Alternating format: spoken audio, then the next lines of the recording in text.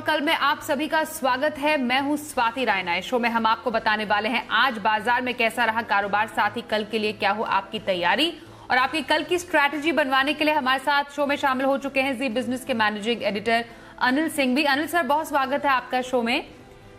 साथ ही आज हमारे साथ जो खास मेहमान पूरे आधे घंटे शो में शामिल होंगे वो हैं सेठी फिनमार्ट के एमडी विकास सेठी। उसके अलावा बहुत और सारी खबरें हम आपको दिखाएंगे।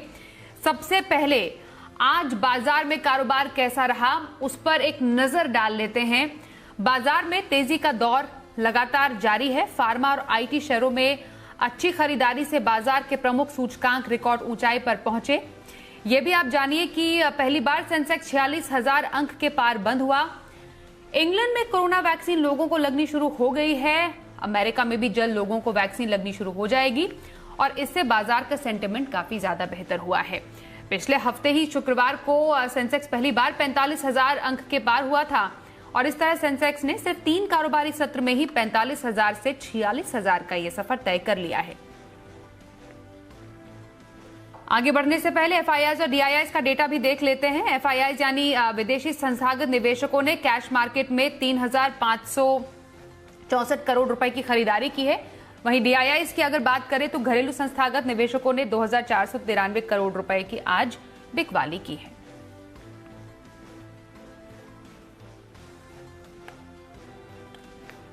और आज के बाजार पर एडिटर्स टेक के लिए अनिल जी आपके पास आ रहे। एक बार फिर से ऐतिहासिक सत्र बाजार का हमने देखा, रिकॉर्ड पे रिकॉर्ड लगातार बाजार बना रहा है।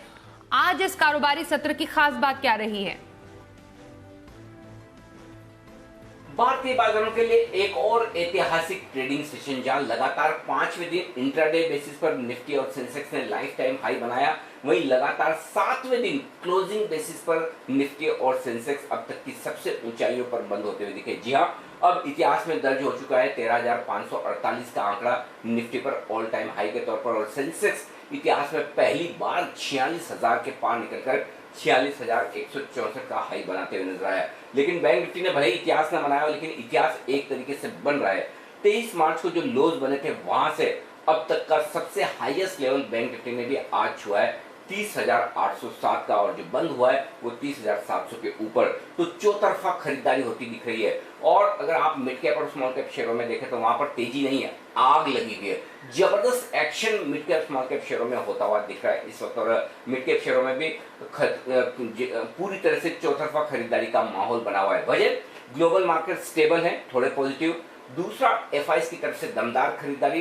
तीसरी तरफ जो सेंटिमेंट मजबूत है और चौथा टेक्निकली बाजार लगातार हाइस पर हाइस बनाकर ब्लू स्काई जोन में है, तो कहीं कोई रुकावट के आसार है नहीं।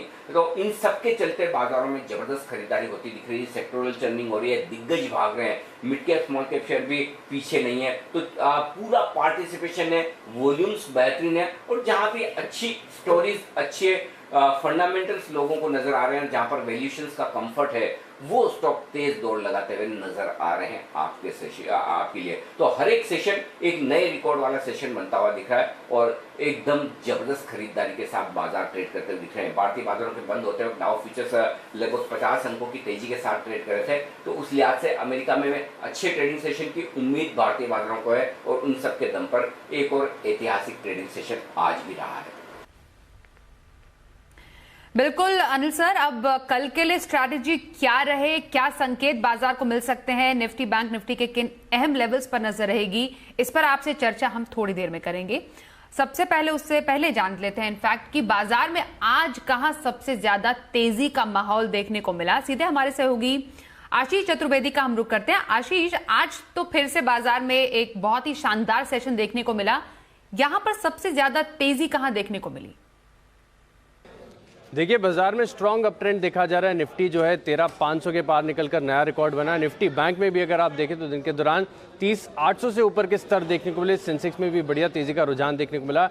इंडिया विक्स में भी अगर आप देखें तो थोड़ी सी वॉलेटिलिटी अब फिलहाल नजर आ रही है, लेकिन स्टॉक स्पेसिफिक एक्शन जो है भरपूर है। बाजार में अक्रॉस आपको एक पार्टिसिपेशन देखने को मिलेगा, खासतौर पर स्मॉल कैप और मिड कैप स्पेस के स्टॉक्स हैं, वहां पर मोमेंटम काफी ज्यादा स्ट्रांग है। साउथ इंडियन बैंक इस स्टॉक पर फोकस करिए, हमने आपको स्टॉक ऑफ द डे के तौर पर बताया था, काफी बढ़िया तेजी यहां पर देखने को मिली। इसके अलावा बीएसई लिमिटेड और कर्नाटका बैंक, ये भी स्टॉक आपको बताया था, यहां पर भी बढ़िया गेंस देखने को मिले। TCS आपको बताया था, वागले जी ने यहाँ पर भी बढ़िया खरीदारी का रुझान देखने को मिला, और संदीप जी ने आपको बताया गॉडफ्रे फिलिप्स, और यहाँ पर भी देखिए बढ़िया तेजी देखने को मिली। सेक्टर स्पेसिफिक एक्शन की बात करें तो पिछले 2 हफ्ते में सबसे ज़्यादा लाइमलाइट में है बैंकिंग स्टॉक्स, और आज के सत्र में भी आप देखिए कर्नाटका बैंक के बारे में तो मैंने आपको बताया, इसके अलावा इंडियन बैंक और IDFC बैंक यहाँ पर भी बढ़िया तेजी का रुझान देखने को मिल रहा है। सरकारी स्टॉक्स में एक्शन दोबारा लौटते हुए नजर आया। REC PFC काफी दिनों के बाद बढ़िया तेजी यहाँ देखने को मिली। न्यू इंडिया एश्योरेंस और BEL यहाँ पर भी खरीदारी का रुझान देखने को मिला। रियल एस्टेट सेक्टर में अगर आप देखें तो कुछ अच्छी खबरों का असर देखने को मिला। Oberoi reality, DLF, Prestige estates, Kolte Patil अच्छी खरीदारी के साथ बंद हुए, और FMCG काउंटर्स में भी अगर आप देखें तो आज डिफेंसिव प्ले के तौर पर बढ़िया खरीदारी देखने को मिली। HUL, बजाज कंज्यूमर, मरीको हल्की सी खरीदारी के साथ बंद हुए। कुल मिलाकर देखा जाएगा तो आज सभी सेक्टर में खरीदारी देखने को मिली। एकमात्र मेटल इंडेक्स को आप छोड़ दीजिए जहां पर ऊपरी तरफ से थोड़ी सी मुनाफा वसूली देखने को मिली। हिंडाल्को, रत्नमणि मेटल, नाल्को और टाटा स्टील हल्की गिरावट के साथ बंद हुए। जी, शानदार सत्र बाजार का एक और बहुत शुक्रिया आशीष, फिलहाल इस जानकारी के लिए आपका। सीधे रुख करेंगे हमारे आज के खास एक्सपर्ट विकास सेठी का। विकास जी, तेजी के बाजार में इस माहौल में क्या किया जाना चाहिए, सबसे पहले यही आपसे समझेंगे, स्ट्रैटेजी क्या रहे, क्योंकि एक बार फिर से हमने आज का शानदार सत्र देखा है, बाजार एट ऑल टाइम हाई। दूसरा सवाल यही होगा आपसे, कल की खरीदारी के लिए इंट्राडे पिक आप कौन सी लेकर आए हैं, और हफ्ते भर का व्यू कहां पर रख सकते हैं पोजिशनल तौर पर? बिल्कुल स्वाति, देखिए बाजार में एक शानदार तेजी का माहौल बना हुआ है। जैसे अनिल जी भी बता रहे थे, जबरदस्त लिक्विडिटी है। FIIs की भी कैश मार्केट में रोज की ऑन एवरेज 3-4 हजार करोड़ की बाइंग रहती है। आज भी उन्होंने 3,500 करोड़ की बाइंग करी है। इंटरनेशनल क्यूज पॉजिटिव है, so there is nothing to complain and I think one should swim with the tide. तो जिस तरह का रुझान है तेजी में ही बिल्कुल रहना चाहिए। हालांकि थोड़े क्वालिटी स्टॉक्स की तरफ ही ध्यान रखना चाहिए, कॉशियस थोड़ा वहां पे मेंटेन करना है कि हर कोई जो छोटे मोटे स्टॉक्स है या जिनके फंडामेंटल्स अच्छे नहीं है वहां पे नहीं फंसना है। बाकी जहां तक कल के लिए जो मेरा स्टॉक पिक है वो रहेगा अमरा राजा बैटरीज। ये बैटरी बनाने वाली दिग्गज कंपनी है। मुझे लगता है जिस तरह के नंबर्स ऑटो कंपनीज के आ रहे हैं तो उसका फायदा इन बैटरी बनाने वाली कंपनियों में बिल्कुल देखने को मिलेगा। आज ये स्टॉक 928 पे बंद हुआ है। मुझे लगता है इस स्टॉक में कल के सत्र में बिल्कुल खरीदारी करनी चाहिए इन लेवल्स पे। मेरा इसमें कल का टारगेट रहेगा 950 का, स्टॉप लॉस रखना है 920 रुपए का। और जहां तक पोजिशनल पिक का सवाल है, मेरा पोजिशनल पिक रहेगा एक केमिकल्स और फर्टिलाइजर वाली कंपनी का नाम है GNFC। ये स्टॉक भी आज 243 के लेवल पे बंद हुआ है। मुझे लगता है बहुत ही जबरदस्त कंपनी है, और जिस तरीके से इनका एक प्रोडक्ट है TDI जो कि अराउंड 50% डोमिनेंट मार्केट शेयर है इंडिया का इस कंपनी का। वहां पे हाल ही में सरकार ने एंटी डंपिंग ड्यूटीज या इंपोर्ट ड्यूटी बढ़ाई है, तो उसका भी एक फायदा देखने को मिलेगा। फंडामेंटल बहुत ही अच्छे हैं। वैल्यूएशंस के लिहाज से देखें तो 7-8 के मल्टीपल पे ये स्टॉक ट्रेड करता है। पिछले साल डिविडेंड दिया है 5 रुपए का, तो डिविडेंड यील्ड भी अच्छी खासी 2% की है। सितंबर तिमाही के नतीजे बहुत अच्छे थे, ऑपरेटिंग प्रॉफिट मार्जिन अराउंड 14%। मुझे लगता है ये जो स्टॉक है बिल्कुल करंट लेवल्स पे खरीदा जाना चाहिए। इसमें पोजिशनली यानी कि 8 से 10 दिन में मुझे लगता है 275 तक के लेवल्स बिल्कुल देखने को मिल सकते हैं। स्टॉप लॉस रहेगा 230 रुपए। जी, इंट्राडे खरीदारी अमारा राजा बैटरीज में करने की सलाह विकास सेठी जी की, और पोजिशनल व्यू आप रख सकते हैं GNFC में। ये सजेस्ट किया है हमारे आज के एक्सपर्ट विकास सेठी ने।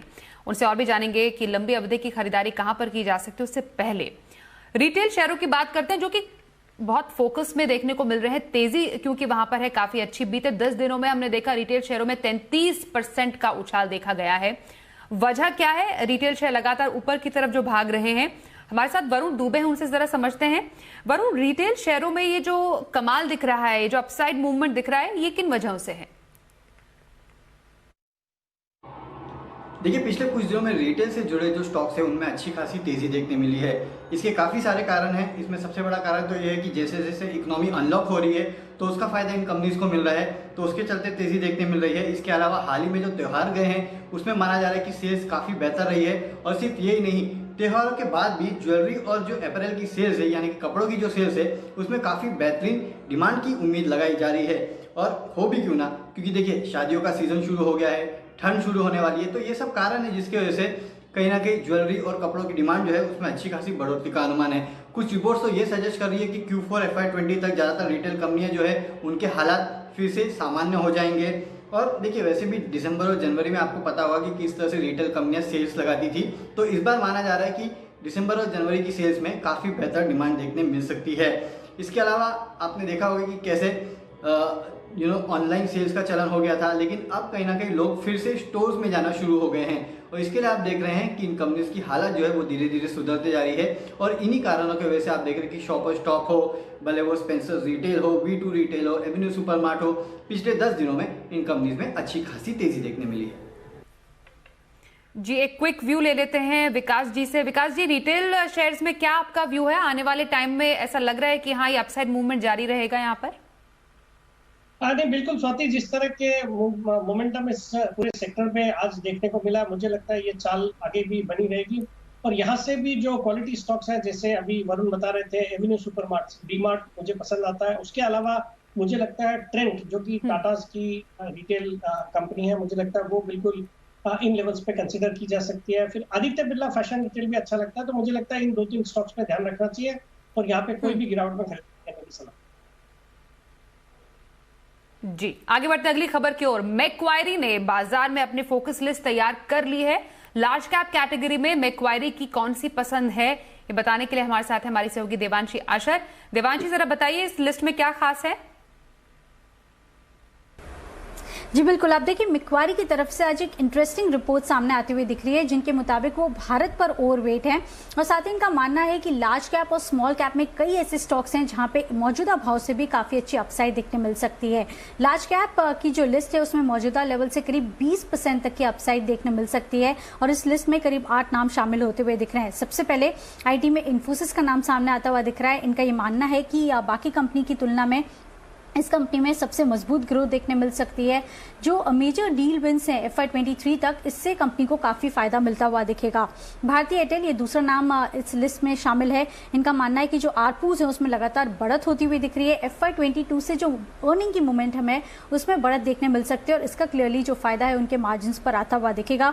अफ्रीकन कारोबार में इनको शानदार पोटेंशियल लगता है। तीसरा नाम HCL टेक का है। इनका ये कहना है कि जो क्लाउड ट्रांसफॉर्मेशन है उसमें जो ग्लोबल स्पेंडिंग है वो लगातार बढ़ती हुई दिख रही है और इसका बेनिफिशियरी HCL टेक होता हुआ दिखेगा। L&T ये चौथा नाम सामने आता हुआ दिख रहा है और इनके मुताबिक जो मार्केट कैप, जो ऑर्डर बुक का जो रेशियो है वो कई सालों के निचले स्तर पर है और लगातार इसमें बढ़त आने की उम्मीद लगाई जा रही है। लगातार इस बार कंपनी को नए ऑर्डर्स मिलते हुए दिख रहे हैं। मजबूत एग्जीक्यूशन का फायदा मिलेगा और साथ ही सरकार का जो फोकस है इंफ्रा स्पेंडिंग पर, इसका भी क्लियर बेनिफिशियरी ये स्टॉक बनता हुआ दिखेगा। HDFC लाइफ इनके लिस्ट में शामिल होता हुआ दिख रहा है। इनके मुताबिक जो प्रोटेक्शन कारोबार है ये काफी अहम है। यहाँ से इनके जो मार्जिन्स हैं इसमें काफ़ी अच्छी बढ़त देखने मिल सकती है और लगातार जो प्रीमियम में अस्थिरता देखने मिल रही है, इसी के चलते ये स्टॉक इनको पसंद है। BPCL ये इंटरेस्टिंगली एक पॉजिटिव स्टॉक इनको लग रहा है। बेयर केस में मौजूदा लेवल से करीब 30% की अपसाइड देख रहे हैं और साथ ही अगर बुल केस देखें तो करीब 80% तक की अपसाइड देख रहे हैं। BPCL में जो निजीकरण होता हुआ दिखेगा, इससे वैल्यू अनलॉकिंग होती हुई दिखेगी और आप देखिए 510 to 690 ये लेवल्स फिलहाल मैक्वायरी देख रहा है इस स्टॉक में। और साथ ही डॉक्टर रेड्डीज आखिरी स्टॉक है। इनके मुताबिक जो नए लॉन्चेस लगातार होते हुए दिख रहे हैं और जो वैक्सीन लॉन्च होगी इसके चलते इनके टॉप लाइन में बढ़त होती हुई दिखेगी। आने वाले समय में इनकी जो EPS है इसमें करीब 24% तक की CAGR ग्रोथ देखने की उम्मीद लगाई जा रही है। शुक्रिया देवांशी इस पूरी खबर पर और ज्यादा डिटेल्स देने के लिए आपका। अगला फोकस जरा जेट एयरवेज की तरफ शिफ्ट करते हैं। यहाँ पर काफी अच्छी तेजी नजर आ रही है। बीते 3 दिनों में हमने देखा जेट एयरवेज ने 15% तक की उड़ान भरी है। जेट एयरवेज में तेजी के ट्रिगर्स मेन क्या है, समझने के लिए कुशल का रुख करते हैं। कुशल, जरा बताएं जेट एयरवेज में तेजी किन वजहों से है? जी, तो पिछले 3 दिनों से आप देखिए जेट एयरवेज में लगातार तेजी बनती हुई नजर आ रही है। इनफैक्ट 15% की बढ़त ये ऑलरेडी बना चुका है और आज भी ये स्टॉक जो है अपर सर्किट पर ट्रेड करता हुआ दिखा। और इसकी सबसे बड़ी वजह ये बन रही है कि जो इनके निवेशक है, जैसे मुरारी लाल जलान कंसोर्टियम और कैलरो कैपिटल, उन्होंने जो है इसका रिवाइवल प्लान तैयार कर लिया है और अगले वित्तीय वर्ष के इनफैक्ट पहले 1-2 महीने में ही, अप्रैल मई में ही एक्सपेक्ट करके चल रहे हैं कि जो इनकी घरेलू फ्लाइट्स है वो शुरू होती हुई नजर आएगी। इनफैक्ट इनके जो इंटरनेशनल स्लॉट्स हैं वहाँ पर भी जो है आपको आवाजाही होना संभव है। और कहीं ना कहीं जिस हिसाब से जेट एयरवेज में अब ये रिवाइवल के संकेत दिख रहे हैं, लगातार अब इनमें तेज़ी का रुझान जो है बनते हुए दिख सकता है हमें। इनफैक्ट जो टियर 2 और टियर 3 सिटीज़ है वहाँ पर अब कंपनी का फोकस बढ़ता हुआ दिखेगा। और साथ ही अगर आप देखें तो कंपनी जो है कार्गो और फ्रेट सर्विसेज में भी अपना फोकस बढ़ाएगी। और यही नहीं, अगर आप सेक्टर की भी बात करें ओवरऑल, तो लगातार अब जब से अनलॉकिंग हुई है पैसेंजर लोड फैक्टर बढ़ता हुआ जा रहा है। इनफैक्ट अक्टूबर महीने में भी आपको 34% की मंथ ऑन मंथ बढ़त पैसेंजर लोड फैक्टर में आती हुई नजर आई है। और सभी एयरलाइंस में आपको ऑक्यूपेंसी भी लगातार बढ़ती हुई दिख रही है। इनफैक्ट अगर आप देखें तो एयर इंडिया 58% से बढ़कर अक्टूबर महीने में 62% की ऑक्यूपेंसी जो है रेट आता हुआ नजर आया है। और साथ साथ अगर आप विमान मंत्री के बयान को भी देखें तो दिसंबर अंत या 2021 की शुरुआत तक जो है हम प्री कोविड स्तर पर पहुंचते हुए नजर आएंगे। तो अपने आप में सेक्टर के लिए तो पॉजिटिव खबर है ही, पर जेट एयरवेज के लिए जिस तरह का रिवाइवल प्लान तैयार किया गया है उस वजह से यहां पर तेजी आगे और भी बनती हुई नजर आ सकती है। शुक्रिया जेट एयरवेज पर डिटेल रिपोर्ट देने के लिए आपका कुशल। चलिए अब शो में आगे बढ़ते वक्त हो गया है शर्मा जी के ऑप्शन का।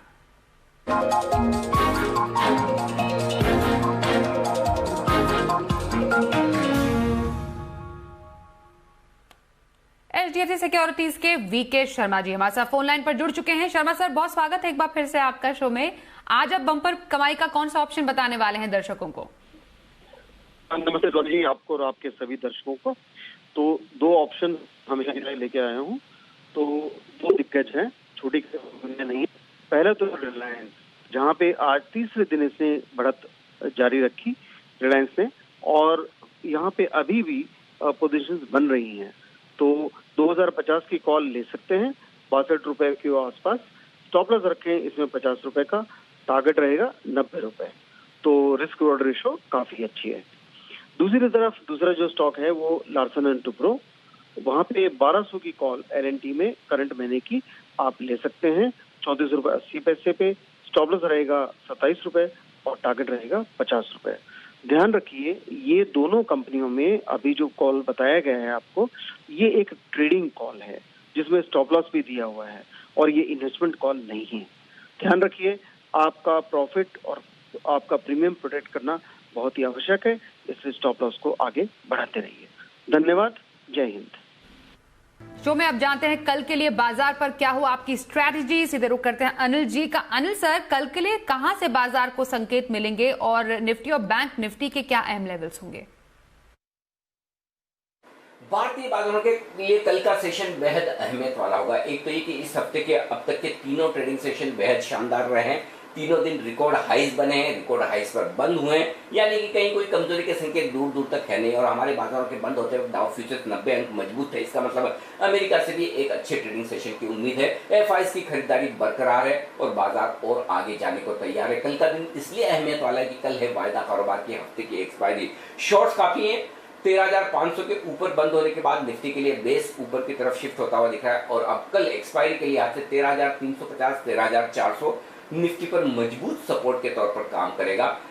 ये आसानी से टूटने वाला है नहीं। ऊपरी स्तरों पर 13,600, 13,650 तक जाने की कोशिश निफ्टी की होती दिखेगी। बैंक निफ्टी भी जिस तरह से आज बड़ी मजबूती के साथ बंद हुआ, अब बैंक निफ्टी के लिए 30,200 से 30,350 कल के लिए एक मजबूत सपोर्ट के तौर पर काम करेगा और ऊपरी स्तरों पर 31,000 और उसके पार जाने की तैयारी बैंक निफ्टी की बनती हुई दिख रही है। मिड कैप स्मॉल कैप शेयरों में एक्शन बरकरार रहने की उम्मीद है।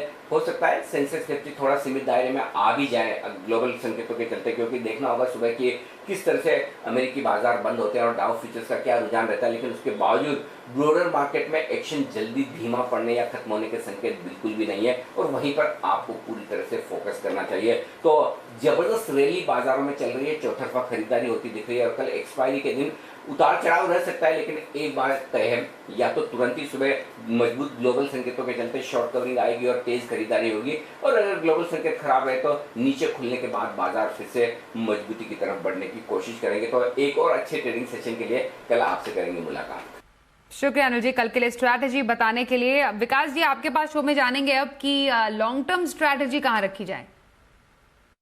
बिल्कुल स्वाति, जो आज का मेरा लॉन्ग टर्म पिक है, बहुत ही जबरदस्त कंपनी है। स्टॉक का नाम है एलएनटी, लार्सन एंड टुब्रो। अभी थोड़ी देर पहले जो देवांशी मैक्वारी की स्टॉक पिक्स की बात कर रही थी, उसमें उनको भी L&T उन्होंने भी रेकमेंड करा है और वो भी इस पे बुलिश है।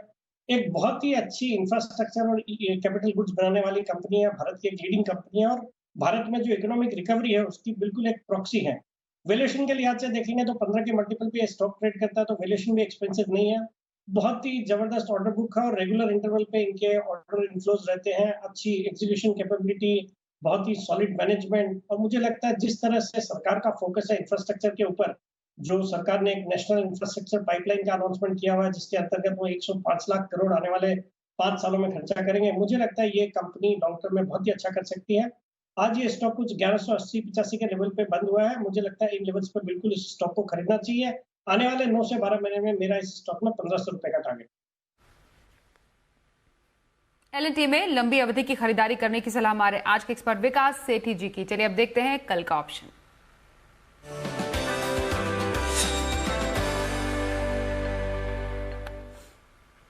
हमारे साथ शो में शामिल हो चुके हैं फोन लाइन पर SMC ग्लोबल के नितिन मुरारका। नितिन जी, बहुत स्वागत है आपका शो में। कल एक्सपायरी के दिन कहां पर स्ट्रैटेजी बनाने की सलाह देंगे? देखिए, कल की एक्सपायरी भी लग रहा है कि 13,600 के ऊपर या उसके आसपास हो सकती है, तो उसको देखते हुए हम 13,500 की कॉल ऑप्शन खरीदने की सलाह देंगे। बट अगर थोड़ा डिप मिलता है, ये 50 के आसपास मिलता है, तो बेस्ट बाइंग जोन होगा और हम स्टॉप लॉस उस केस में 30 का रखेंगे और टारगेट 85 से 90 का रखेंगे। सिंपल है कि हल्का भी टिप मिले तो बाय करें तो ज़्यादा बेहतर होगी 13,500 की कॉल ऑप्शन। और दूसरा, रिलायंस इंडस्ट्रीज में 2-3 दिनों से डेटा काफ़ी स्ट्रॉन्ग बन रहा है और मुझे लग रहा है अभी रिलायंस यहाँ से पिकअप करना चाहिए, तो 2050-2060 के टारगेट आपको काफ़ी शॉर्ट टर्म में मिल सकते हैं और 1995 का स्टॉप लॉस रखना चाहिए। जी, बहुत शुक्रिया नितिन जी हमारे साथ ऑप्शन की स्ट्रैटेजी शेयर करने के लिए। साथ ही विकास जी, आपका भी बहुत शुक्रिया, आप शो में शामिल हुए। और हमारे तमाम सहयोगियों का भी बहुत धन्यवाद, उन्होंने अब हम तक एक्सक्लूसिव रिसर्च पहुंचाई। इसी के साथ आज के शो में बस इतना ही। कल एक बार फिर से होगी मुलाकात, बताएंगे कमाई के ढेरों मौके। साथ ही बाजार का लाइव एक्शन देखने के लिए सुबह 7 बजे से देखिए जी बिजनेस। फिलहाल दीजिए इजाजत, नमस्कार।